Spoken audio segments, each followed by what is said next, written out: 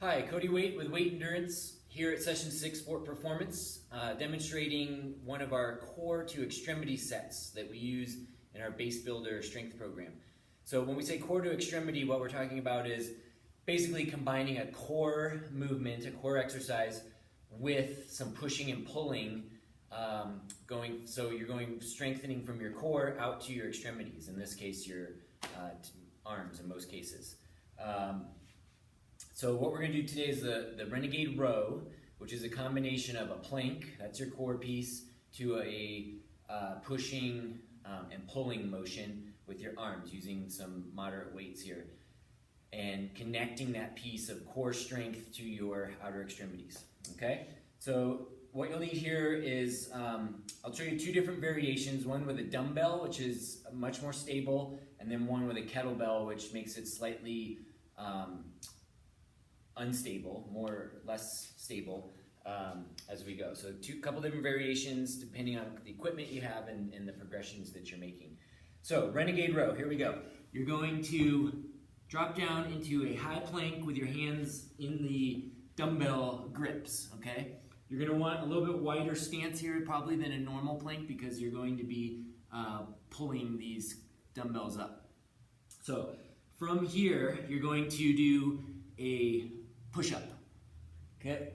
Your hands are in the dumbbell, so you typically get a little bit deeper push-up because your hands are elevated, so you get a little sort of bonus push-up work that way. And then when you come up from this pull-up, you're going to stabilize your core, squeezing your glutes, your anterior abdominals, your low back muscles, everything, as you pull or row the right side and then the left side. So this is a great exercise because as one arm's pulling, you're actually having to stabilize yourself by pushing in with this other arm, very much like cycling when we're climbing. So you're in this plank position, you're stabilizing here as you pull, then stabilizing here as you pull with this arm. And that would be one repetition. So then it's back to push up, stabilize, pull, stabilize, pull. That'd be 2 repetitions. Okay, so it's a joint, multi-movement, you're basically using darn near every muscle in your body to execute each repetition of this set. Very cycling specific, trains the core, trains the pulling motions, and a lot of stability action in there as well.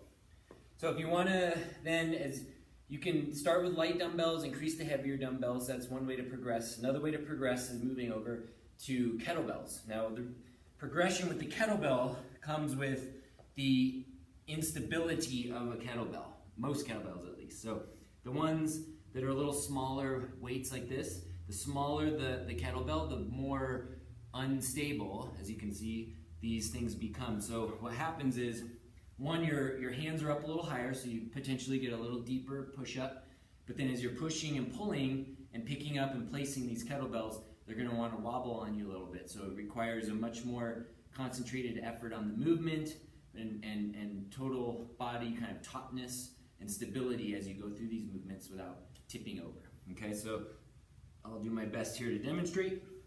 You get into this high plank position, you can tell, the kettlebells are a little bit wobbly here, so I have to really focus on keeping everything tight and stable. I'm gonna go down into my push-up, and you can kind of see the kettlebells wobbling a little.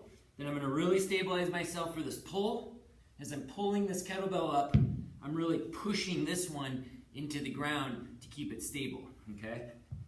And then, now I'm pushing the right side and pulling this left side up. That's one repetition, okay? So it's push up, stabilize, pull, and that's 2.